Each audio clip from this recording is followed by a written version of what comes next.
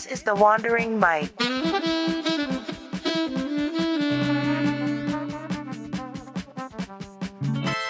Welcome everyone to the Wandering Mike. Today I'm here with Haisley. Hey Haisley, how's it going? So good. How are you? Doing quite good. So it's a nice day. It is a nice day. It's a nice day to be inside under the AC, freezing cold. But it is a good day for a conversation. So yeah, I'm looking forward to our little talk.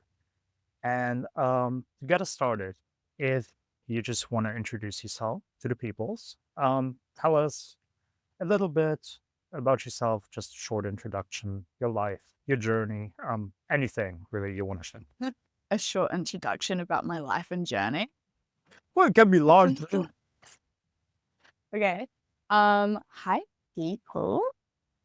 I'm Haisley. I'm 22 from New Zealand. Grew up in Christchurch, great city. Everyone hates on it, but it's awesome.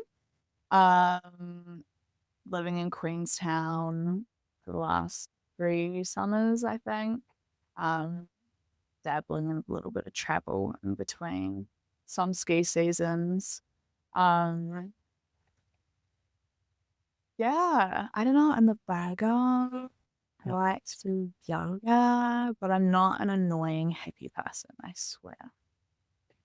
But yeah, other than that, I'm just me. Nice. So no, I don't want to sound me, but except the Virgo thing, I'm definitely very interested in. No, that's silly. What do you mean? That's the most interesting thing about me. Well, I mean, I guess we never talked about that. Is that something? Because I honestly don't have too much idea about all that. Is it called astrology? Is this Like, going to be an astrology podcast? well, I mean, it's whatever we make it. So since you brought it up, like, is that something that means a lot to you in your life? I've grown up with a lot of astrologers around me. So my grandma's sister and then my grandpa's new missus are both astrologers. So it's been a topic that's been discussed quite a lot. And as soon as I was born, my charts were done and everything. I find it interesting, but I don't know if it's 100% fact. No, actually, I think it's pretty factual, but I don't think it's something that you can base your whole life on. Do you know what I mean? Right. If the stars tell you to go and like kill someone, probably don't do it. You know? What the stars be that sinister and tell you something like that? Probably not. No, the stars are usually pretty chill. They're chill beings. Chill big balls of gas in the sky. I find it interesting because I think everyone wants to know more about themselves. Do you know what I mean? Everyone's on this constant like quest to be perceived, you know. Yeah. And having a star chart done is just another way of being perceived in some certain way. And then you'll be like, oh, I feel like that's so me. And it sounds really good. And I think that's why I liked it in the beginning, because I was like, oh my God, like I like what the stars have to say about me. They sound like they make me sound really cool. But the more I've gotten into it, the more I've been like, wow, they don't always have the best things to say. It's just an interesting way to kind of ground yourself into some ideas about what you could be. But it's not really necessarily right or wrong. Right. Well, actually, usually that is a topic that we go into as well. Like the whole purpose, meaning, spiritual thing of it. Um, I kind of like to ask a little, like a few small talk questions before we do that. But since we just jump right into it. Jokes. No exactly. I'm German after all. No fun. Are you actually German? Yeah. Did I never tell you that? No, I just have no idea where people are from. Well, I don't. That kind of sounds stupid. I don't advertise the fact too much. I would advertise. Germany is like my favorite country. One of them. Yeah. I really feel like I like German people when I'm around them. That's why we are now best friends. Right. And the food is really good. The beer is really good. The mountains are really beautiful. It's just fun. It's a good country. The language, so silly. I think it's the best language in the world. Well, I prefer English, so Why would you prefer English? I don't know. For me, German is just. I mean, it's pretty like I would never shit on any language. Like, Mhm. why would you? Like, language is just language. But I feel like German is a very matter of fact language. It's like a very precise language. Like, it was made pretty Mhm. much to be concise and effective, pretty much, which shows in the German culture Yeah, that's as what I was well. gonna say. That just sounds like Germany. So kind of English always gave me this vibe of you could be more expressive in your speech. Like there's a lot of more like there's just in general there actually is like more adjectives. Like there's more things to let's say if we use the word like I don't know, great. Like German has a word for great, but then the German word for great you if you would translate that into English, it could mean like great, wonderful, amazing. And Oh, you there's guys have more. like Yeah, so much or like a lot of words with like more nuances, like kind you of have like synonym. Is that a synonym? No. like yeah, some are just more nuanced as well. I don't think I can think of an example right now, but if you no, obviously it won't work if I try to force it. But there's always things when people ask me about what a specific English word means, and then I'm like, well, I guess it would have to translate to this, but it's not Mhm. exactly that because there's like more nuances in English because it's more Yeah. that's my interpretation. It's just more expressive. Yeah, I agree to some extent. There's a lot of words like great, wonderful, whatever, that all kind of mean the same thing at the end of the Yeah. day, and you get to like pick which word suits the situation. But not that I can really speak German at all, but like 3 words that all have to do with breakfast. Um, Now I'm curious for words that you know. Frühstück, That is yeah, breakfast. breakfast. Spiegelei, Oh, yeah, fried egg. Okay, so 2 words with breakfast, because then there's like what, broth is bread? that's bread. Yeah, Yeah, so bread, milk, milk. milk. I really struggle with the like, That's so silly. That's just because that's where I got up to on Duolingo, was breakfast. right. That's kind of what I Oh, the remember. pronunciation was actually pretty great then. Thank you. I got ridiculed for it when I was in Germany for a while because I Oh, couldn't say like schmutzig. Schmutz. There we go. Schmutz. Do you know yeah, what I'm trying to say? not Dirty. yet. Oh, schmutzig. Schmutzig. Like, Schmutz. Yeah, it's not a good one for me. That one I well, but just that one is that's really hard. thank you. It makes me feel better. Um, but yeah, from what I understand about the German language is like there'll be a word or I guess it is a word that explains something very specifically. Yeah. Whereas in English, we don't have that. You have to kind of string along a whole sentence together to Mm, explain one thing. Whereas in German, you can just say like yes. one word and people will be like, yeah, I know exactly what you're talking about.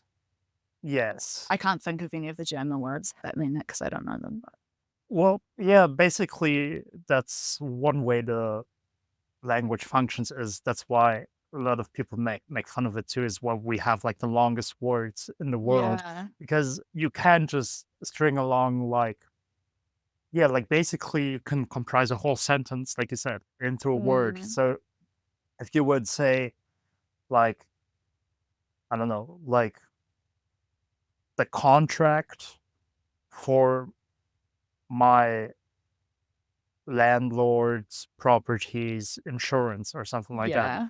And you can just take these words and put them in one word and would be like landlord property insurance contract, Yeah. which doesn't work in English, but it works in German. And it's just, Yeah. and then it's just one word Yeah. pretty much. But aside from like how German, the German languages, and the way that it's so effective and efficient. It's also, to a non-German speaking person, a lot of fun. Like it sound because of the sound. because of the sounds. It kind of reminds me of like a fairy tale language and the way it's written as well. Well, we actually, well, I don't know if I've never fact checked that, but I'm pretty sure, at least in German, we perceive ourselves to be like uh, well, the creators of fairy tales. Because, like the Brothers Grimm, Yeah, they were yeah. German. So, Was Hans Christian Andersen German as well? yes. Wow. So yeah, basically most of the fairy tales, and especially the ones that made it into like Disney movies, they were all from the Brothers Grimm, which were Germans. So Yeah. that association is actually, I never heard anyone say it sounds like a fairy tale language, but it makes sense because Yeah. we wrote, well, I'm claiming them. We claimed writing. But yeah, they actually wrote like fairy tales, which were, and that's why they were called Brothers Grimm. No, but that's what their actual names. But the fairy tales actually were pretty grim, I like know, I've the had original because ones. it's like, is Ariel, the Little Mermaid's one of them or something? I I don't know can't about remember that which one ones are Brothers Grimm, specifically. but Uh, Brothers Grimm, but, Disney really changed all of them to make them nice, like Like more, fairy tales versus, like, yeah, grim tales. Oh, I can't remember though, what was so bad about them. yeah. I don't know in specific as well because I always try to. I'm a person that I can't watch horror movies. Like I'm trying to stay away from everything gory. So even if I knew these facts one time, my brain probably just sheltered it somewhere away. Are we Uh, categorizing fairy tales as horror movies now? what? Well, there was a lot of like cutting off toes and Oh, stuff, and yuck. there was like what? Yeah, like the Cinderella one, like when they were trying to fit in the shoe, like they were cutting off their toes to fit in the shoe, Oh like for the my prince and gosh. stuff like that. Like, Wow. yeah, That that's speaks about what women have to do in society. Be like, I feel like we're going all over the map. I'm kidding. But do, Yeah. do you sometimes feel when you're out there that you have to cut off your toe? I really hope not. I've never felt like I need to cut off my toe before, no. That's Not good. yet. And not any fingers either. But it could happen, you know? Well, I mean, you did raise a good point. I don't want to belittle the point, but I think the more important question is, would you do it? Would I cut off a toe? Like, if you felt compelled to by society or by whoever, like, would you do it? Oh, no. I quite like my toes. Actually, they're really helpful for like balancing and walking. Um, I can pick up things with my toes as well. I have quite dexterous Oh, you toes. can. Yeah, fingers for toes, some would say. Um, but no, I don't think I would cut them off. I don't even think I would cut them off for a price. Right. Would you? Well, probably probably not. But then again, it always depends on circumstance. I would get like $10 million and I would have to cut off one toe, maybe. Yeah, that I still feel squeamish about it. Like I don't think I want to. But $10 million, See, one toe. you could get a new toe for $200. Also, like, what if it was for charity Right. or something like that? Because then you're kind of a bad person for saying no. I won't cut off my toe for charity. Well, a bad person. Well, I could still cut it off for 10 million and then just give a million to charity. You'd only give $1 million to charity out of your 10 million. Well, I'm never gonna have $10 million, so Yeah, I do, yeah. I mean, I'm not gonna try and make myself sound better than I am. I feel like I'm not gonna be giving the majority of it to charity. That's how I feel like, No. Also, there's that whole argument of like with charity, you don't really know where the money's going. which is true. Whereas, like, if you had $10 million, you could do something better with it yourself Yeah. if you're that way inclined. Or just get a nice car, go on a holiday, whatever. It's your $10 million. That's the thing. I feel like people are so quick to be like, I would give like this much money to charity. But would you really?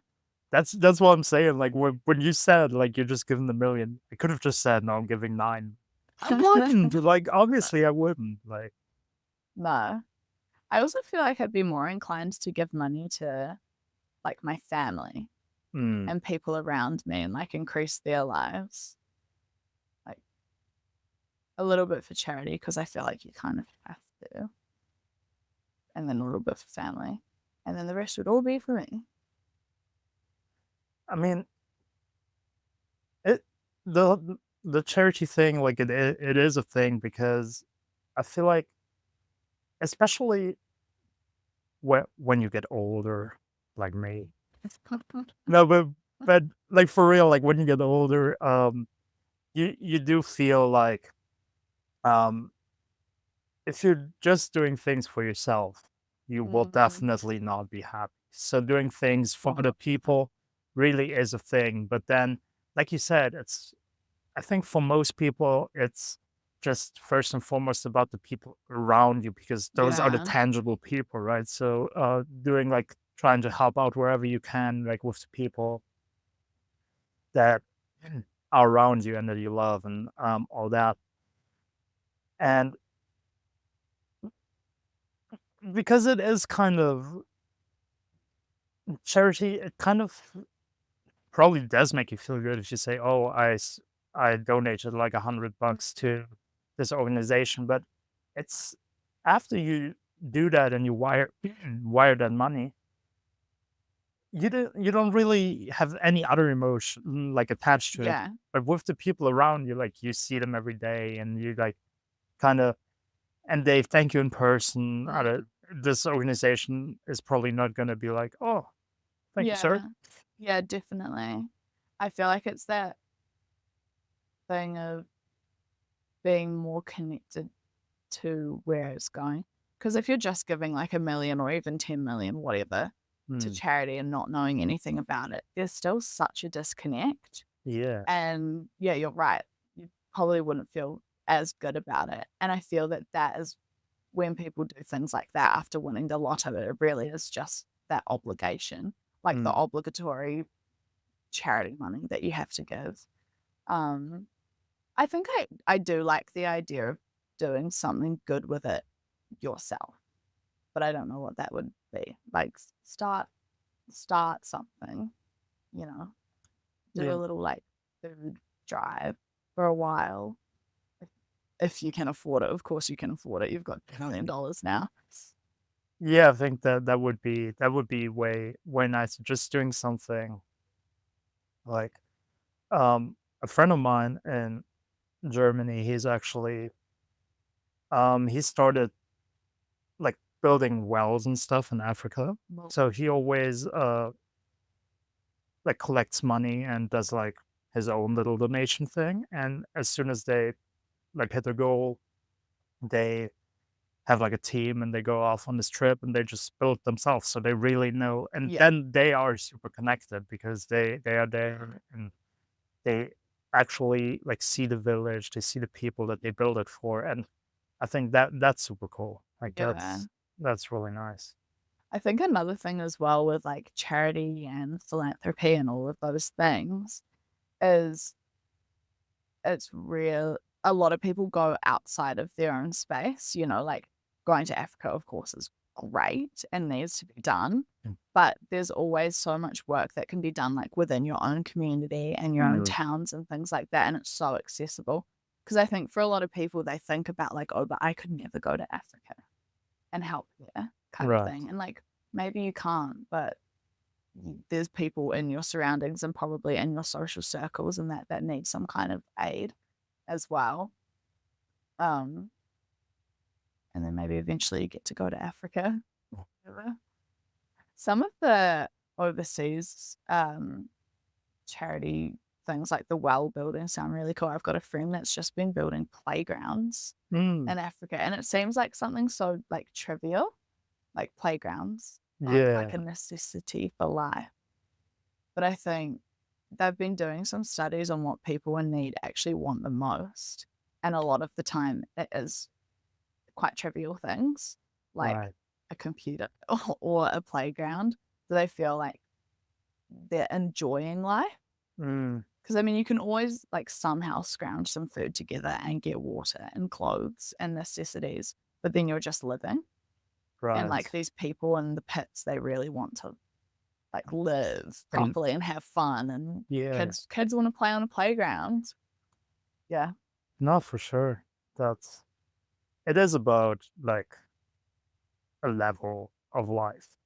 Because if you're, yeah, like you said, if you're just alive, are you living? Like, yeah.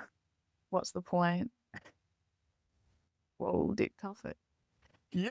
I mean, I actually like how because I wanted to jump straight into deep topics, and then we just the the German topic like just derailed us completely. Uh-huh. But I like it. That's how conversations work. It is the art of conversation. Let it flow. Exactly. Um, but I actually am interested in the astrology thing. Oh yeah, round So, back like 3 conversations. so to bring it back to that, um, just because again I don't know No, too much. yeah, So when you're saying you doing a star chart, I have no idea what that even entails. So yeah, what? okay, How does that work? Like doing a star chart? okay. Um, Disclaimer, I'm not an astrologist, and everything I know is just based off my family kind of thing. Mm. Um, your star chart can be done for you when you're born based off place, time, and date. Mm, And it's exactly where the stars and planets are at that point in time. right. So, and that kind of is a bit, that chart is who you kind of could be, I feel. Mm, Um, so for mine, like the sun was in the house of Virgo, like the space. It looks like a big wheel. mm, Imagine a big wheel with little dots all around it, and the dots are planets. right. So my sun was in the space that's like dedicated, I guess, to Virgo, and that gives me certain attributes. Mm, And then, my Mars was somewhere else in the house of work, and that gives me different attributes. It's very complex. so it works with all the planets in our solar system. Is All that the what it planets works? in our solar system. Um, then there's something called a rising, which I'm not actually entirely sure what that is, but it's important. Mm, And yeah, sun and moon right. as well. But it's so complex. I think a lot of people hear like, "Oh, I'm a Virgo," and the attributes for that is like you're organized, you like making lists, blah blah blah, like all of these things. You can be kind of bossy sometimes, all of which are true for me. Um, but then you've got like 12 other placements or stars or planets or whatever Right. that also factor into this, and one of them might completely offset another one. So if you really want to get a good understanding of yourself, going to an astrologist and having them look at your chart and just explain it to you, it doesn't really affect your life. Your life's still going to be the same before or after. But like for me, when I got my chart done, everyone always wants to know about like relationships and things like that because Mm, everyone wants to find love. right. And mine was just really interesting. It was saying like I'm gonna get quite self-centered. My chart's very self-centered. In that I'm going to be more interested in like my own work, my own life, Yeah. myself, friends, and be preoccupied with that. Therefore, a relationship is actually a later priority for me. Might not be happening till like 30s or something like that. Kids, probably not that interested in. So I'm interested to see, based off my chart, if that is how my life goes, because I feel like it could be. Do you know what I mean? I see that in a chart and I'm like, yeah, actually, like I am so disinterested in a relationship because I am so interested in my life and having a good life for me now. That's kind of what I wanted to ask about as well. Well, first and foremost, I feel like that's a good thing. I feel like I would feel very happy if that showed up in the chart for me because Yeah. I mean, not even saying you have to disregard any relationship or any opportunity Mhm. thereof, but I feel like if the opposite of that spectrum would be like, I totally need to try and get a relationship, I was like, that's not a way to live. Like, you should always, like, Yeah. yourself should always be like the focus and the center. But then again, maybe that's just my biased opinion. But I feel like that's a good way to go at life. But Yeah. what I wanted to ask is, do you at all feel like when you read these things that maybe then you're also just subconsciously go towards that more? Yeah. I think that's always the danger. That's why I don't think I'd be that inclined to go and see, like a medium or Mm, anything like that, you know, people that like tell the future and yeah, things. Cause I think as soon as someone says something like that, you will start believing it. My best friend, she just went and saw a medium and they said to her she was going to have a fling over summer and right. but it wasn't going to be anything, and that in 2 years she would get a real relationship. And now she's been saying to me, like, now every time someone talks to her, she's like, is this going to be my summer fling? So it's Mm, completely like offset everything. yeah. Also, apparently my dog, which just passed away, rest in peace, Charlie, This um, visited the median during my best friend's like psychic reading, which was really weird. She's like, there's a oh, dog in the room. I didn't know dogs could come through. It was weird. But anyway, side note. Um, I think if your astrologist is good enough, they should be able to explain to you that it's all just an idea that could happen. You could have a chart that says you're going to be the greatest person in the world, and that's not going to stop life from making you the worst. You know, yeah, this isn't like an applied practice. It's a science in theory. People believe that astrology is a science, but it's not 100% fact. Which makes it sound like it's not science. well, I mean, science is not 100% fact. Like, I think I think when people say astrology is science, I think they mean in the way that you read the stars. That like that's right, the because scientific they are method. there, They like, they are in they alignment. right. And it's a very ancient practice as well. Like it goes back. Different countries have different versions of astrology as well. In India, it's completely different. Like Mm. you'll have a different star chart, but the ideas are still the same. So they're basically having different, like, the areas amount to different things? Because, like, the chart itself shouldn't be that different, right? Because it's based on where the stars are and where the Yeah. planets are? Yeah, no, I think that part is still the same. I think the way that it's read is different. Like Right. in the Western world, like I kind of said, our chart, when you look at it, is like a wheel. Whereas I'm Mm, pretty sure in the Indian chart, it's more list like. mm, There isn't a wheel. It's just done differently. But yeah. the interesting thing is both of these cultures have come up with astrology prior to any kind of integration between the two. Right. And you see that like throughout the whole world. Every kind of culture has a version of astrology. Mm. Um, which is one of the most interesting things about humanity is all of this crossover that happened Yeah. before people even knew each other. You know, everyone has a story of like the beginning of the world. Everyone has different practices, but they all kind of interrelate somehow. So weird. Yeah. It's like we're onto something. Well, I mean, is it weird? The way you said that makes me think that it's not that weird. I think it makes sense. Yeah. People are always, people know things. We're not dumb, you know? And I think older civilizations and that were just a bit more tapped in.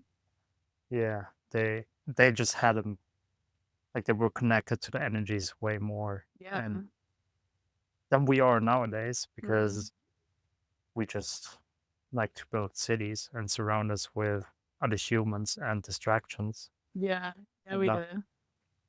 I mean, which can be fun, yeah, but I love living in a city and being surrounded by humans and distractions. It's great. but but yeah, definitely like they because of their connection to nature and the stars because when you didn't have all this like light pollution, they actually saw the stars in a way or the galaxy in a way that you can't like there's not a I would reckon, I don't know for a fact, but Mm. there's probably not a spot on Earth today where we could see the stars the way they saw them back before we Yeah. invented lights. Yeah. And I wonder if that's why they used them for so much. Do you know what I mean? Yeah. Because it wasn't like they were just doing astrology with the stars. They were using it for like navigation to know like Mm, what time of year it was, all of these yeah. things because it was so obvious. Yeah, it was just right. It must have been so awe-inspiring, Yeah. Just as soon as it gets dark, you look up there and you see the Milky Way and everything. And It is pretty nice. We're so lucky, especially here. I like even in Queenstown, I feel like you get good stars, but you don't have to mm, go very far to get like a beautiful night sky. sure. You know, some countries don't have that like anywhere. Yeah. Stars are cool. Right. You also get some nice it's called an aurora, right? Oh, have Like you seen that while you've been here? I've actually seen one in Christchurch. Did you? Yeah. What? In I don't know, was it May? I think it might have been May, April, May, something like that. Oh my god, that's so cool. Right next to my hostel. We didn't even have to go out of the city because I was working, and then the guests were just like, "Oh, you can see it from outside of the Oh, hostel." in May of this year, Yeah. I remember that because I think I was in Christchurch too on the night, and this is a very sad story because I've never seen an aurora before. And we get them quite a lot here in Yeah. Queenstown, but I've never seen them here either. Anyway, I've been hearing that there could be an aurora that night. Everyone had like this fun app on their phone that just was Yeah. like, it's super strong chances, whatever. And me and my friends were having a taco night at her house, Mhm. but there ended up being a lot of tequila involved in the taco night because that's just the way the cookie crumbled. And we just got plastered and completely missed the aurora because we were inside having fun inside. And I Yeah. regret nothing from that night. It was good fun. But we were slightly distracted, not on our phones, to see that everyone was posting this amazing aurora that was outside. Yeah. But that's so cool that you got to see it. But yeah, I feel like the next day or even that night, like you said, like it was on everyone's Instagram. Like everyone I I was following that was around Christchurch at the time. I was like, everyone basically had the same picture. Everyone was like, Yeah. It's the same every time there's a nice sunset here. right. It's on everyone's feed. But it's cool. Like it's just people are seeing something really beautiful and they want to share it. But it's like every story. And then it just makes me more jealous about the fact that I didn't get to see it. So you, to this day, haven't seen an aurora? No. No aurora, and I've never seen a kiwi bird as well. Well, I haven't I've seen a kiwi never bird. been to. Yeah. Well, maybe we should go to Stewart Island. That's what people are saying. You should go to Stewart Island and then Yeah. I've like you have like an 100% chance of seeing kiwis on Stewart Island. They like just run around the road. Hopefully they don't get run. They run around. And I even saw a video the other day. I don't actually know if it was from Brachiora, Stewart Island, but someone what was it? Someone had gone to use the bathroom at night and there was a kiwi inside their shower and it had gotten in through the really cat flap. Yeah, well, that's how they think it had gotten in. right. But like, there's such a population of them down there that they're Um, doing silly things. yeah. I mean, fortunately, I'm gone in what's today? Tuesday. Yeah, 5 days. So I think I missed my chance. Are you gone? Yeah, I'll go to Australia and then I will never come back. Oh, never. I mean, Has it been that bad here? no, it actually has been this great, but the country doesn't want me anymore. My visa expires, so I have to leave. I might I probably come back at some point and on just on a tourist visa and just travel the country Yeah. again and a bit more because this time round I was kind of focused on working. I was on my working holiday visa, so it was for me more working than holiday, even though obviously it feels like holiday Yeah. because you're Obviously. here. Right. Yeah. Um, so but yeah, I have like some plans for the next 2 to 3 years where I want to travel. So I probably won't be coming back to New Zealand during that time, but eventually Yeah. I feel like I'm coming back. Yeah. Good. That's crazy. When you said you were going to Australia, I don't know why I just assumed you were going for like a week. Like in my head, you live here. I mean, I do. You do, but I like permanently, I guess. No, yeah, I mean, no, but for real, I would have stayed here. Like, I definitely, because in Australia, you can extend your visa. So I plan on staying in Australia for 2 years. And I would definitely have done the same thing in New Zealand if there was a chance to Yeah. do that. But you can't. But since there isn't, like for people that aren't from the UK, like if you're from the UK, you can stay up to 3 years. But everyone else in the world that isn't from the UK, we only get 1 year. Gutting. Excess. Sorry. Huge sad.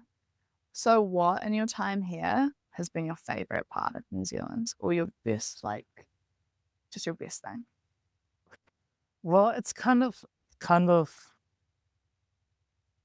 hard because in the beginning when I arrived in Auckland, I had like 2 weeks before I started my job managing the hostel in Christchurch. So I had like 2 weeks where I was like actually traveling.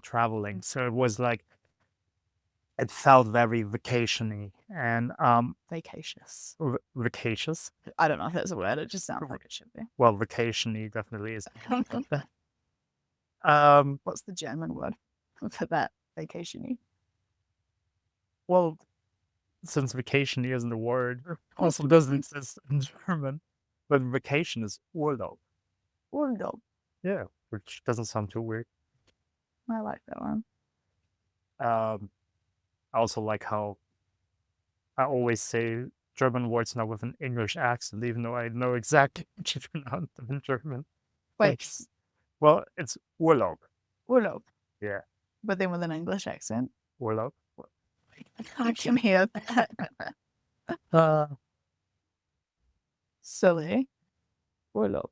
but well, yeah. So I would have to say that my experiences on the North Island were just super great. I love.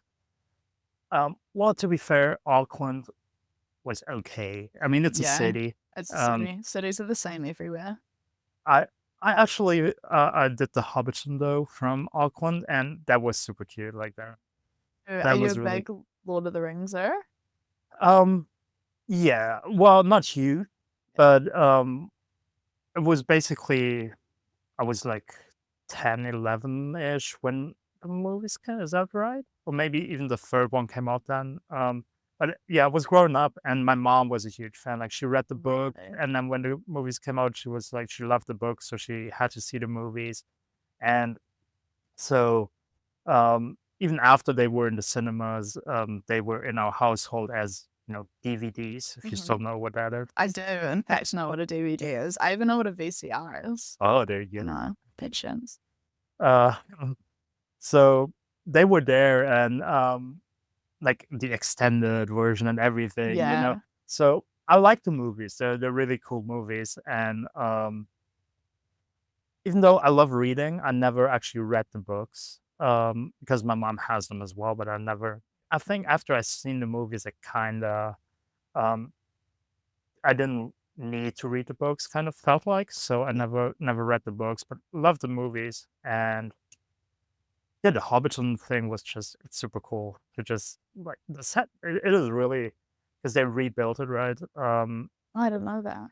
It's not the original that they used for um the Lord of the Rings, but they rebuilt it for the Hobbit, and then they just like let it stand there and have people visit it. So cool. I heard, I really want to do this, that you can go and have like a Hobbit buffet thing. Like not a buffet. Oh That's yeah, like like a what's a banquet? like Banquet is the yeah, word. But you can get dressed up yeah, you like a can. hobbit. I'm so into that. And you have like what is it, 11 Z's? Everything. All the hobbit food. And dress Yeah, up like them. no, yeah, I saw that too. You could have booked that in, like you could do like a banquet Yeah. in the whatever the name of the tavern is. Because it's part of the Hobbiton tour. They have like the tavern that yeah, I don't know what's that you've seen in the movies, and they Mm. made it into an actual tavern. So you can go in there, have an ale, a lager, whatever, Yeah. and then they have like this private room for the banquet, so you can take part in the banquet. Yeah. I reckon in the next couple of years, like next time I'm up north, I want to go and do that. Because I've had so many people tell me about it and say Mm. it's really good. And I'm just a sucker for actually nerding out a little bit. It's the best. And dressing up. So I mean, I guess it's kind of an unfair thing to ask a Kiwi because you're kind of obliged to say yes. But do you love the Lord of the Rings? I do love Lord of the Rings, but I only watched it for the first time a year ago. It Oh, took me that long. And I was just having a lot of people with work, ask Lord of the Rings questions. And I right. was like, I've got no idea what you're talking about. What's this stupid, nerdy, blah, blah, blah Mhm. movie? And then I watched it pretty much back to back to back, but over a course of a couple of days with Right. a group of friends. Love it. It's so cool. And you can't watch something that is like dragons and Mm. fighting scenes and trees that talk to you and all this crazy shit and say that you don't like it. You have to like it a little. No, and especially, I mean, Tolkien's story is great, and the way they even like back then there wasn't that many special effects, and you can still watch the movies today, and just made it like they put so much effort in, like Yeah. really making it look great, and it feels like you're in this. And I actually never thought about this. Um, I've been here a year and I've never thought of this question to ask a Kiwi, but especially for everyone else around the world that isn't in New Zealand, Yeah. like your landscapes are just stunning. So that definitely added to the effect Yeah. that you felt like you were in a foreign land, kind of, because it's like this is so far removed from what I see Yeah. every day. So this must be in another world. Yeah. That's a perspective I've never thought of Because before. that doesn't occur to you, right, when you watch it, because you know the landscapes, right? Yeah, but even then, I think they have jazzed up the landscapes a little bit. Mm. There's a couple scenes where I'm like, oh, I've been camping there. There's Right. actually one scene, and it's Lake Alta Oh, yeah, it's that's just just up here. there. And I was like, I've been like camping there before. This is unreal. And these guys are like slaying beasts or flying on a dragon or something. Um, I think being a Kiwi and watching it, you do have a slightly different perspective because you feel kind of proud at looking at the scenery and being like, wow, this Mhm. looks so cool. Like they chose my country for this. Yeah, Yeah. like you say, out of world kind of experience. But I'd never thought about it like that for you guys. Yeah, because that's a lot of the backpackers, obviously not everyone, and probably nowadays also not the majority, but for a lot of people that want to come to New Zealand, it really for a long time and still is today, like it is the Lord of the Rings. They're Mm. like, this is this world I've been seeing, in the Lord of Yeah. the Rings, and I just want to be in there. I want to be close to those landscapes, and it's a huge part of why people want to come to New Zealand is the the landscapes here. I just broke my pen. Oh no, not again. Oh It's okay, you're not really using it anyway. no.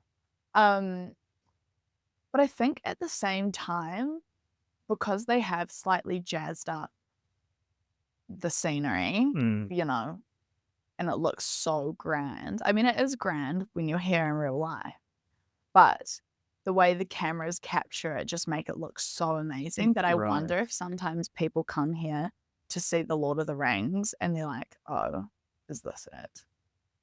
You know? Yeah, but the South Island is stunning. Like even if it isn't like, and again, there is like effects and filters Yeah. and stuff. And then there's like obviously there isn't like these big statues, when you have like the rim, Yeah, like exactly. like That's not there. like of course Oh, all not like that ancient carving that would have. there's actually not Maori warriors. Yeah, no. No, they were doing different kind of art. So yeah, obviously it's not that, but the South Island is stunning. Like it is just sometimes it does look surreal if you just drive through and it's like you see like these endless mountains and you're like, where did all these mountains come from? Oh, another volcano looking thing, It's just yeah, it definitely has something to Yeah, that's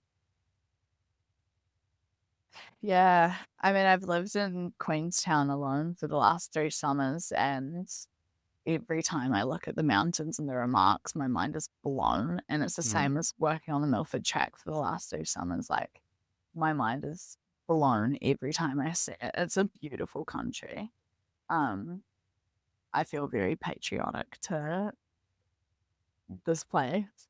I also feel like there's a really special kind of vibration, like, it feels very Mother Earth here.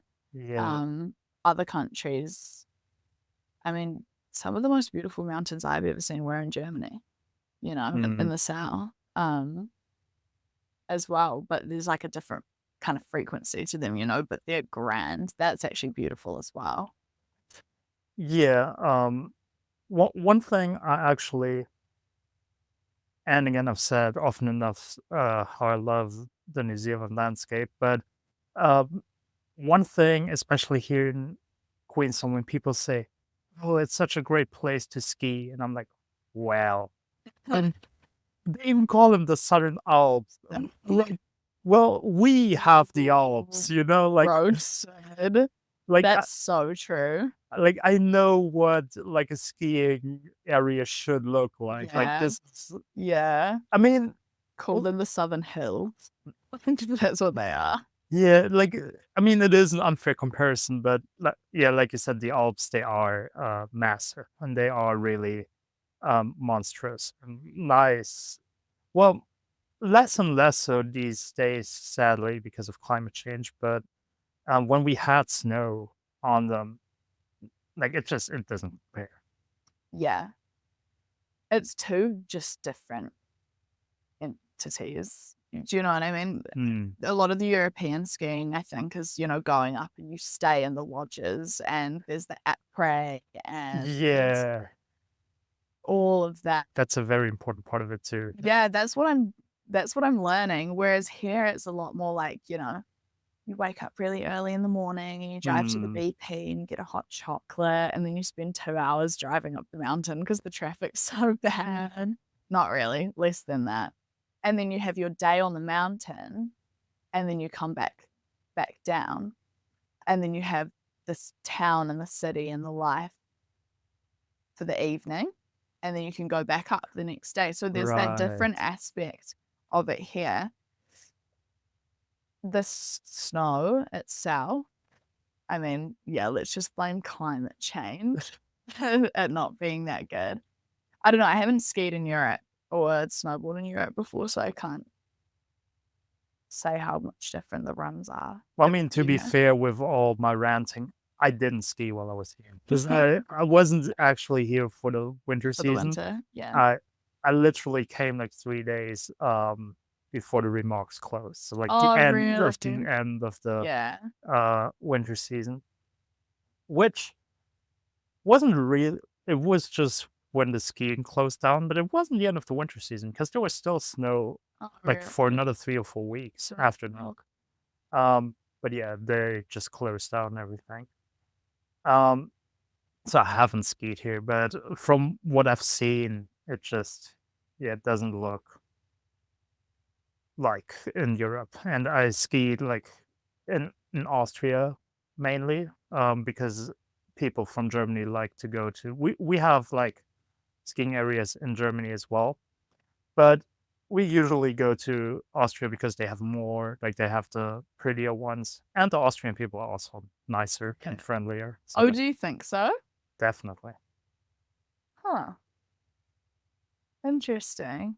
Would you? What did you go to Yes, I Austria? went through Austria. Um, I was mostly going through the Alps, so I didn't really go into any of the towns or anything like that. Mm, Um, I don't know. I didn't notice they were especially nicer than German people, right. but I was just loving the German people that I was with. They were great. Well, that's great. Yeah, there you go. I feel like people kind of can be a bit rude about German people sometimes, Well, especially German people. especially German people. And I'm here to clear the air. German people are great. They're the best.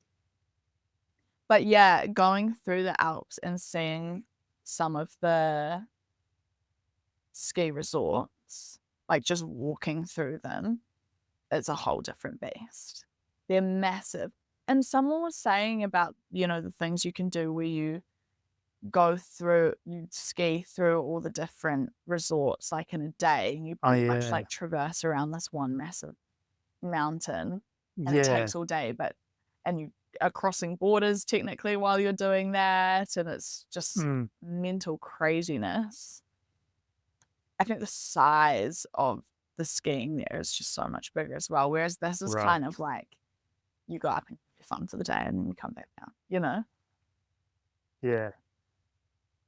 I mean, yeah. I was just thinking about the borders thing. That's just yeah. It's not really a thing in the European Union anymore because it's like all yeah. Technically, you're crossing over into a different country, Mhm. but you just sometimes you don't even feel that anymore because Right. it's just open border.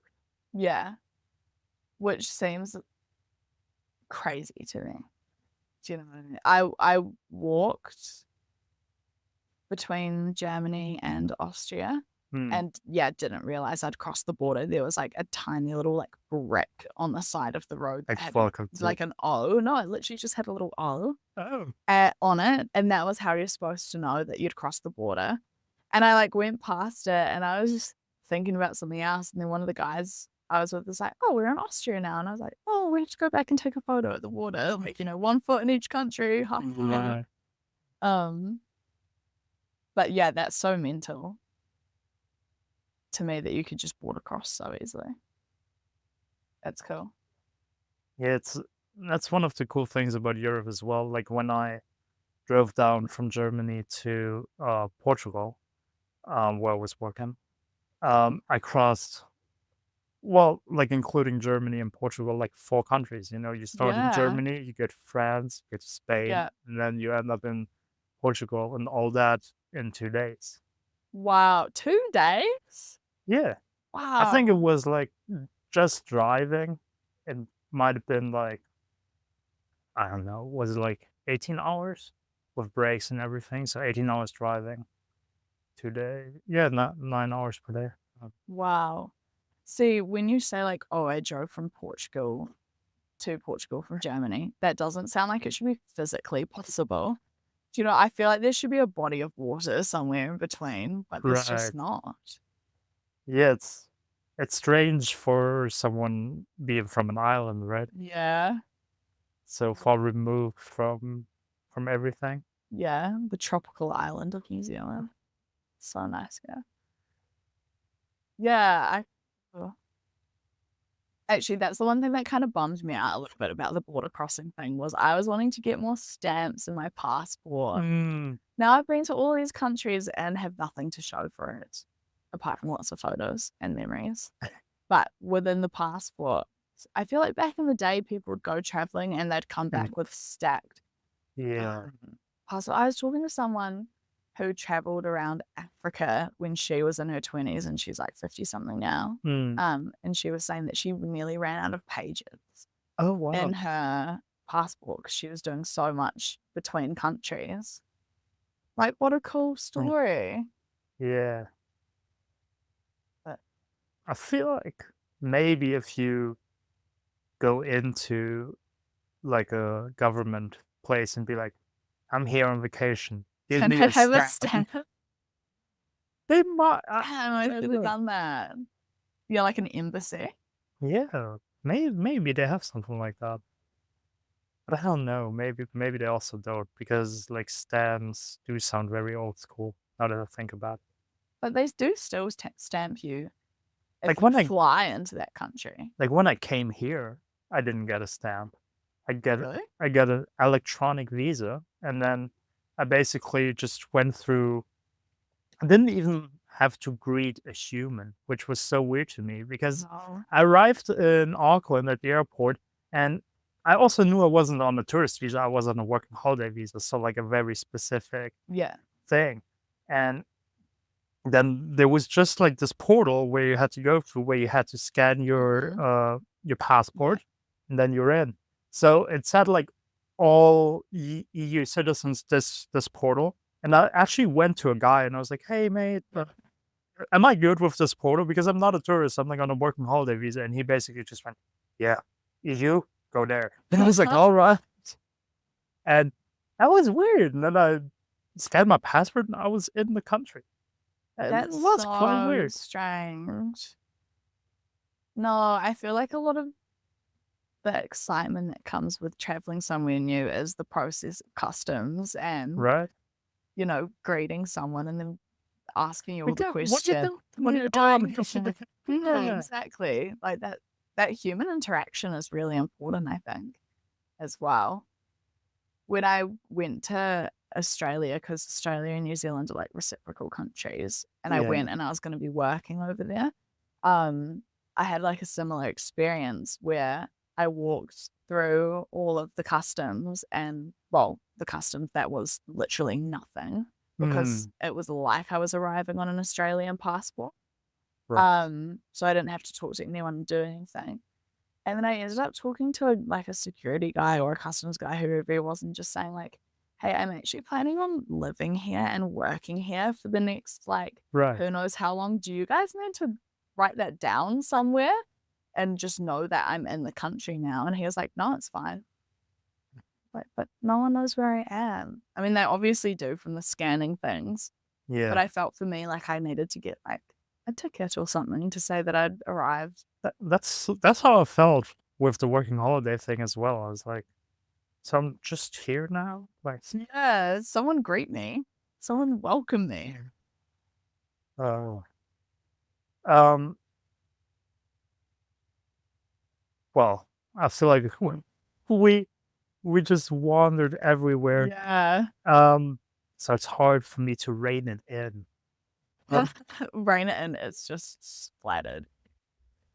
but I am actually also curious because you mentioned Germany and Austria a couple of times, but now you said like were you not getting the stamps? Like, uh, what did you see in Europe? Like, what other countries did you see in Europe? I started off in France. My sister is born and raised there. Oh, So, yeah, which was alright. cool. I got to get, like, the locals insight. Mhm. Um, What city in France? she's in Nantes. Oh, yeah. Yeah, great place. That was cool. Great thing about France, if you go out clubbing one night, you wake up well, you don't sleep if you're out clubbing. We were coming home at, like, 6 a.m. or 7 a.m., whatever, Yeah, and the boulangerie is open, and you can go and right. get, like, fresh bread and pastries and a So croissant, and it's so much nicer than going and getting, like, a dirty hamburger. But yeah, this is France, this is Europe. mm, That's my Euro summer. So I was there for a while, and then I was in the South for a month, um, helping my astrologist grandma's sister that's an astrologist. mhm. They're, like, renovating a barn, so I was in the South of France for a while, Oh, which seems a lot more idyllic than it actually is. That was a very big learning curve of, like, just because something seems nice on paper doesn't mean it's actually gonna be nice. mm. It's Well, the south of France does sound nice. It does, but then you're in a tiny, tiny village, and everyone is over 60, Mhm. and there's not even, like, wineries that you can go to because they don't there's not really, like, a winery culture in France.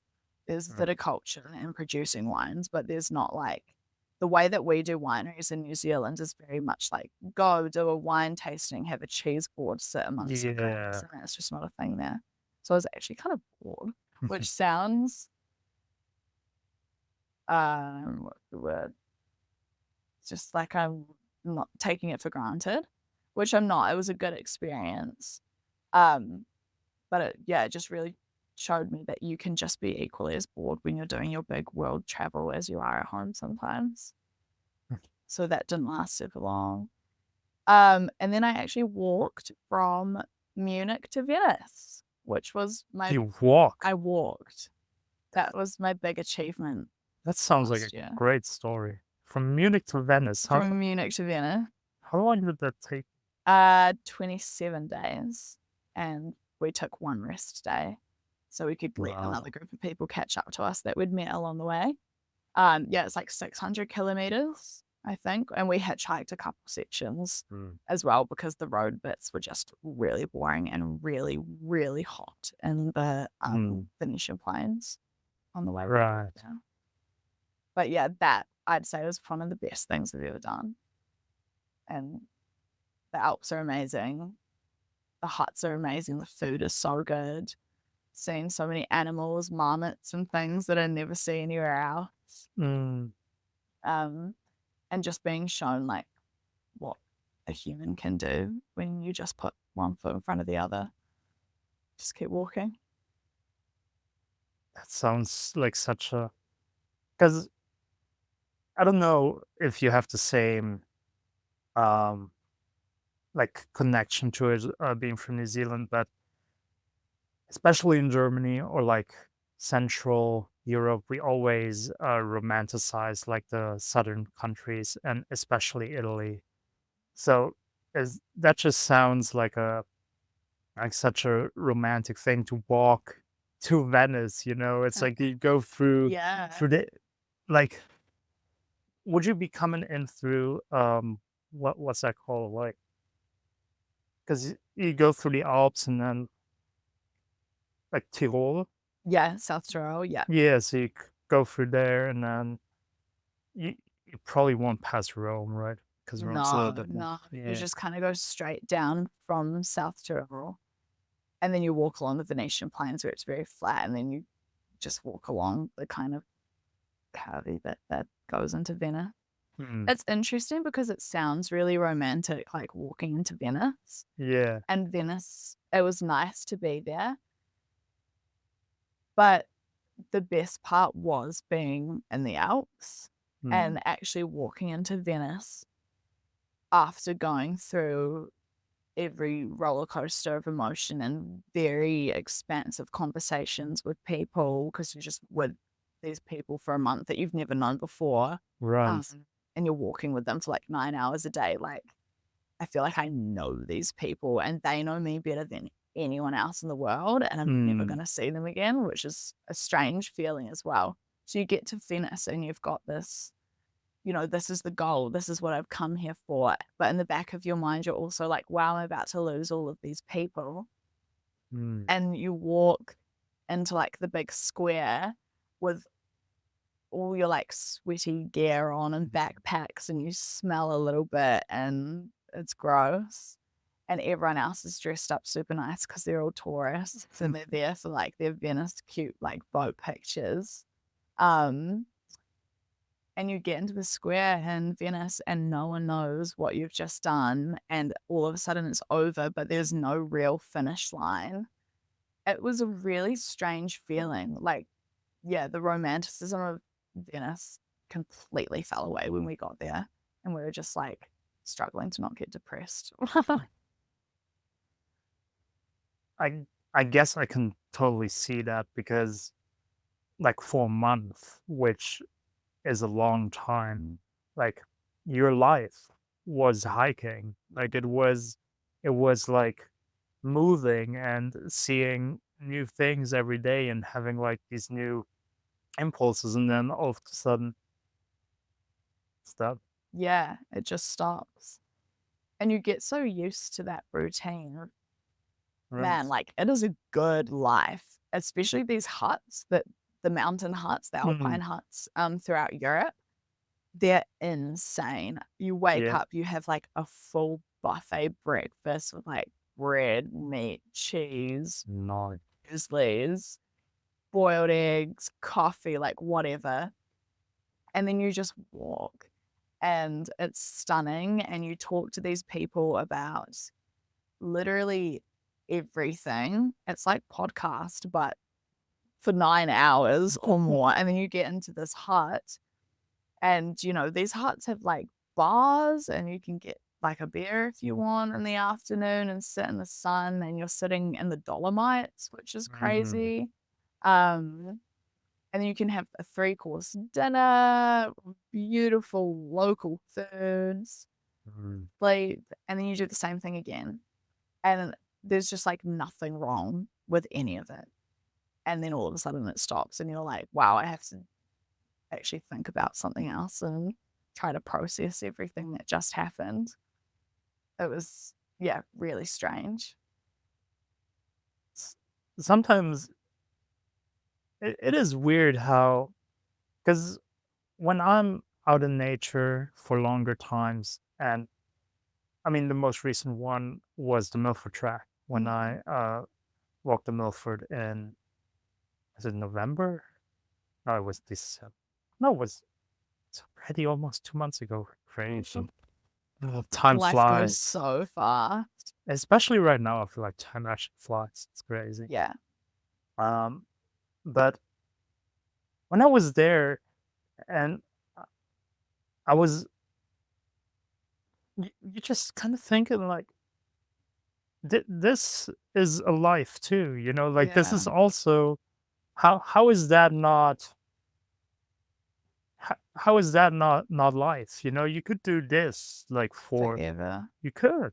You can. Yeah. And it just brings you to that topic of like, what's the meaning of life? I feel like we actually go full circle on this. I know. This was all planned. This is planned. We're back. Um, but it is that whole thing. Why, if I am so happy every day just eating and walking and looking at these beautiful mountains and it's fine and it's sustainable for me, awesome. I mean, there's Right. people throughout history that were nomadic. That was like their Yeah. lifestyle, get up and move and walk. That's different though, because that was how they survived, whereas this is Right. pure enjoyment. Um, but yeah, what like why go to your desk job every day? and just run around in the mountains. And I feel like that's a thing where people, and I mean, obviously, in this day and age, like everything costs money, and Yeah, you definitely like need to be very uh privileged to really be doing it like totally. forever. Um, but yeah, I mean, it speaks to something that I think the majority of people would just find it so enjoyable. So there is something in our human nature that we are just meant to, like, be in motion and Yeah, just explore our surroundings. That's kind of what um yeah, what we've been doing for a lot of time as well yeah, before we started to settle down and form civilizations. We yeah. just kind of, yeah, walked around and like, wow. This is a Yeah, cool earth we live on. yeah, and then you're like, oh, a river, and then you chill at the river, and you have a drink, and you maybe a deer wanders by, and you're like, hey, Mr. Deer. Yeah, bad day to be a deer. Yeah, but it is so like that. I think the whole reason we were put on Earth isn't to sit at a desk job all day. That's just something that we've created because we've created these civilizations which work. I mean, they're functional, Yeah. but I believe that humans are here for relationship, and that's with each other and with the earth. So as long as your life is kind of positive relationship as well. You have to say that because then Mhm. that puts everything into perspective. You're not going to be littering. You're going to be trying to help others. You're going to be trying to help Earth, and then your life has a purpose, and it's all to do with the relationship between humans and Earth. Um, but that's what we're supposed to be doing. And then as soon as you get people in a desk job and an office, that's when people are getting depressed. That's when people are, getting unwell and sick because Yeah. the human body is not supposed to do that. Um, and I think we're kind of getting to an age in the world now where people are understanding that is not what life has to be. People are more open minded to travel and maybe take jobs that don't give you the biggest income, but give you the biggest happiness in life Mhm. kind of thing. So you can kind of have this work life balance. I think we're kind of getting back to where it should, to a point. We do still need people to sit in the office and do our accounts for us and banking because that's just the way the world is now. But it's getting a bit more balanced. Yeah. I feel like, yeah, we will never like go back to a way it was before the Industrial Revolution because now we're just used to it. Yeah. It's just like you said, it's just the way things work. Yeah. So, um, but then again, maybe that's because the problem is as well, like a lot of people still also identify with these jobs. Because for me, like the idea of AI would would technically like be a good thing if like all these jobs that are sitting in an office, if an AI could do that for us, it could run the accounts and I mean also there's a super scary thing about that if we think about like Oh, yeah. it's a machine just running like everything we Robot. own and yeah. Um but maybe that is a gateway for us to like get away from that lifestyle and be more outside, outdoorsy, where a computer can't operate, but only a Totally. human can. Um, but then obviously other people are like, but I like my 9 to 5 job. I don't want it to be taken away by a robot. And that's the whole thing as well. So But do you really like your 9 to 5 job, or do you just not want it to be taken away by a robot? Like, if you were given the opportunity to do something Well, it's different. I think a lot of people do get purpose from their work, like lawyers and Right. social workers, but those are all very still personal jobs that AI couldn't do. I mean, I Yeah. don't really, I could be wrong, but I don't know that many people who are like accountants or in, those kind of jobs. No Mm. offense to any accountants out there, um, that really love their job. Or I feel like those are the jobs people are doing because they kind of need to make money to live, which everyone does. Yeah. But if they were given an opportunity to do maybe what they thought they were going to do when they were 5 years old, their dream job, it would be so different. And a lot of those jobs I feel are jobs AI can't do. Yeah, definitely. But yeah, it's I don't know. It's a hard one because I feel like some people also like to mm, well, yeah, I like maybe isn't the right word, but they're kind of happy that there are jobs like that, like Mhm. a lot of data entry jobs where you basically because companies just have so much data, and then there's people that literally all day they do is like they get a table of data and they have to put it in a Mm. program and basically just transferring data over, and they're like, well, I'm kind of happy that I have to do something where I don't have to think. Yeah. They pay me a good Yeah. amount of money for what I do, and people are content. Yeah, but there's a difference between being content and being, like, actually happy. I'm not sa and I'm not trying to say I mean, that if you're on data entry, you're unhappy because, I you kind know of feel the same way, but is it like taking these things away from people is I still don't know if that's a good thing or not. well, people Just deserve to because have the choice of what to do, 100%. And like, then that's just us also thinking that our idea is the best one and that our right. idea of what's fun is the best. And I think for a lot of people, life in general is just so stressful. To have a job where you can just go and plug numbers all day and not Mm. think is probably just what they need. Well, actually, what they need is therapy.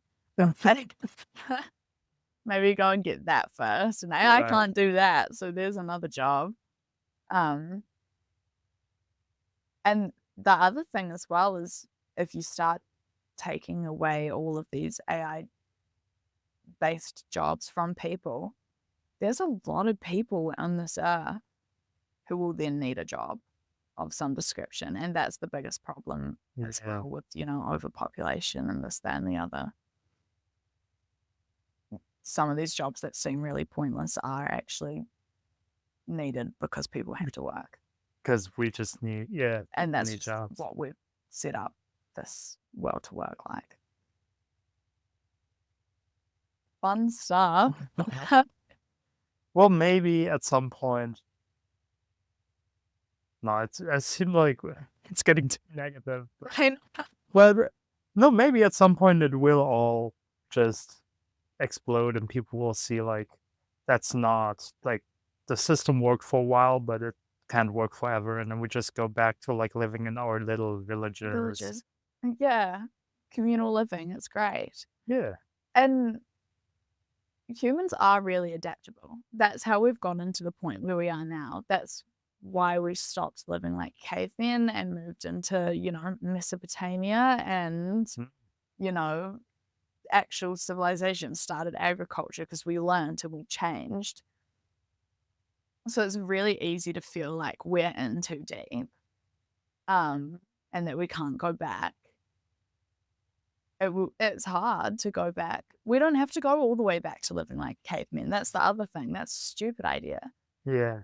Take things and ta take some things and not others. Um, and I do feel that this generation of people are more aware that the way people were living 2 generations ago of, husband goes and makes all the money, wife Mm. stays at home, looks after the kids, single income, whatever, doesn't work. We've changed from that, you know? Yeah, there's small levels of change that's happening. Now we've just got other problems involved as well, like AI, like overpopulation to a massive extent, and like just having a mini computer in our pocket the whole time that just we can just pull out and let us distract us like anywhere yeah, and not just being happy with laying at the lake and yeah, like just listening to literally nothing for an hour and just being there is gotten so hard because yeah, you're like, oh, I'm bored. yeah. Got to have music on. Got to listen to a really great podcast like The Wandering Light. um, yeah, but I love and I say all of this. I love my little computer in my pocket. I love my phone, Yes. and I often stay up really late playing, scrolling, and Mm, doom scrolling. I'm such a doom scroller. But yeah, I feel like we are like the phrase like the pendulum always swings, right? So right. we're going through this phase of being really technologically heavy. But now people are becoming more aware that that's not good, and people are trying to do detoxes and, Right. no screen time after 10 p.m. and Mm. wearing blue light glasses and stuff like that, Yeah. Yeah. We are aware. Um, I think we'll be fine. I think we'll be fine. The world's not gonna crumble down around us. It seems like it might, but throughout history, there's always been problems. Definitely. Just This is just our current problems. And having a phone as your problem is definitely better than having rats and pests in your cities. So, Yeah. Yeah, a world war. That sucks. well, There is a lot of war going on, actually, but I mean, yeah, the last year probably seemed the closest we have been to a world war in our generation. God. But now with the, well, I don't want to get into all the topics, but now with the states like showing a little bit more strength again, we're probably averting world war. I feel like. Yeah, my general knowledge on World War in 2025 is not that strong. I think I try to, avoid it a little bit when the bombs start raining, and, well, at least women can be in the military this times. Winning. What do you want to know? Would I? No. Well, because I was so happy when Germany abolished the, like, how do you say it in English? Like, for a long time, I think I was like 13 when they stopped. You had to go into the military. Like after Oh, for a you, couple of years, yeah. yeah, after school, you had to do like a year in Yeah, military. Like everyone had to, and they abolished that and made it like voluntary. yeah, So I mean, I wouldn't have gone either way because you could have you in Germany you always had a choice. Like you could do the military year, or you could do a year of, volunteering, like in elderly homes and like the Oh, Red cool. Cross stuff like that. Yeah. And I would have definitely done that. Um, but yeah, then I didn't have to waste. So I was very happy when that didn't happen. So yeah, I'm just saying I would have been wimp. I would definitely not have So gone to fight. fair. The military sounds awful sometimes. Like, you hear stories about what goes on. Mm, Just seems like a breeding ground for people to feel really bad about themselves when it's not voluntary. Do you know what I mean? right. When people are getting forced to do it, sounds awful. I mean, there's so much trauma and ugh. And even if the war started and oh wow, this is actually a really interesting question. Now that I think about it, So you think you would kind of feel like you had to I don't think do I something feel about like it? I had to, but you wouldn't really want to sit at home and do nothing. I don't think You know what? If I was on the front lines, it would be a waste. I'm dead in 3 minutes probably, or I'm, like, hiding in the little gutter things on the ground, like, Right. With the trenches. in the trenches. I'm in the trenches. Um, just hanging out with my other trench pals. But I feel like I'd be inclined to get involved in some other way, not nursing, but something maybe here, helping with aid in some way. I feel like I'd have to get involved in the World War.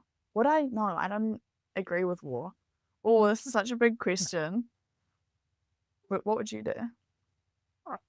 I just realized, like, when you were saying it, it actually is a huge question because, like, and I mean, it's not, and thankfully, it fortunately will not happen in our lifetime. Um, but I guess if because if it was a thing, like if it was actually happening and there's nothing like I mean, obviously we couldn't do anything to Mm, prevent it anyway. So if it was happening and that would be the new reality of life. Kinda, yeah. I mean, that would be a thing that everyone kind of such a yeah, I don't know. I really I feel like I would not get involved. I feel like but then it's also like maybe by helping you can help end it faster. I don't know. It's such a yeah. Well, I feel like you don't have to get involved as in being on the front lines kind of thing. And there's a lot of work.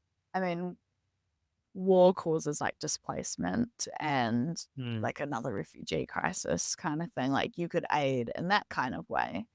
Um, but I don't think I'd want to be getting too involved because it feels like then you're agreeing with war. You're going and fighting. Do you know what I mean? Does that make sense? yeah. I mean, yeah, that's the whole thing. The whole absurdity of war is like we need to fight for like peace. And I'm like, well, Fight for peace. well, I mean that's kind of what they're saying, right? It's like because if you listen to these conversations and like thankfully like in Gaza they now that like they ended it and in Ukraine they hopefully will soon as well. Again, these are just my Western biased Yeah, wars yeah, that I yeah. know about. Obviously, they should also stop it in Congo. Obviously, Yeah, yeah, Africa, yeah. like everything's bad, but like the Western media, that's That's what basically we say. the two wars that the Western media currently like shines a light on. Um, and yeah, and you just before they stopped fighting, that was always the logic. It was like, no, but how can you forgive? Like they started, now we have to attack back. And it's Mm. like obviously I also like forgiving is hard, especially if your family is like hopefully everything's fine with everyone's family, but it's a fact. Like maybe your family was casualty of the war. It's so hard. It's such a hard thing to forgive. But if we never forgive, the war would just continue, you know? If that would be the rationale, and we would be like, yeah, we just have to fight until now we're right, just because they done us a wrong. And it's it's such a difficult topic, but there must be another way to peace other than just beating the other person in a fight. Yeah, it's a very old school way of doing things. I mean, war's been around since humans Ever. existed, right? That's just what we do. The annoying thing about war is how many people get involved that don't have to. Like if New Zealand went to war against Australia, Mm, by default, I'm now involved. I don't have a problem with Australia. right. Why is this now my problem and now I'm at risk? So silly. Yeah. I mean, Okay, I Yeah, think everyone can agree that war is dumb, but come on. It's like the dumbest thing. There's nothing about it that makes sense. not for us, it doesn't. Yeah, maybe For for the governments, it's basically about power and influence. yeah, but isn't the government's job supposed to be like for the people? And the people don't really want war, so we don't care if you guys have power or not. Yeah, I feel like that gets us into another topic. I'm trying get away from these topics, but Yeah, we're going down a hole. The um, war hole. the war. But I mean, that's the thing in general, isn't it? We're for the people, but then like who is the people? Because Yeah, like your totally. government is for the New Zealand people, my government is for the German people, like the Russian for the Russian people, and why can't we just all be for us? Like we're all the same people, you Mhm. know? Why can't we just like because that's kind of the rationale, isn't it? Like I'm for my people, so these other people that have other interests, we need to Yeah. fight them so that my people can be happy. But we're all The people, same like we're people. And what's the difference? Like a border? I mean, we just talked exactly, about how shitty borders are anyway. They're like a piece of rock on the side of the road, and that's going to start a war because you yeah, want to move your rock slightly. Okay, just do it. Yeah. yeah. It's stupid. We should just be um Humans. yeah, we're gonna start a new nation. We're gonna be like Yeah. the human country, and Yeah. then every country can join us. How about the human race? The We are the human race. We've never heard that one before. the human race. Well, we are The human race. because humans are always racing. Rat racing. Man. Yeah. So I think we just uncovered that war is bad and the human race is good. That's a good summary of the podcast. Yeah. War bad, people good. um, yeah, I feel like we could talk about anything for hours. Is what I it feels like. know. But this is probably a good way. Oh, we did 1.5 hours as well already. So, um, yeah, war bad, humans good, Dolomite's nice. Oh, it's nice. Um, German people are great. Spiegelei. You heard it here first. yeah, that was a lot of fun. I That was actually literally really good. don't know everything that we talked about. No, neither. I don't think we finished a single topic apart from war. I'm glad we finished the war topic, kind of. There's Yeah, still a lot left unsaid, but but we're leaving it. um, so yeah, Haisley, I just want to say thank you for your time today. Thank you for sitting down, sharing your thoughts. Just go with me all over the place. It was fun.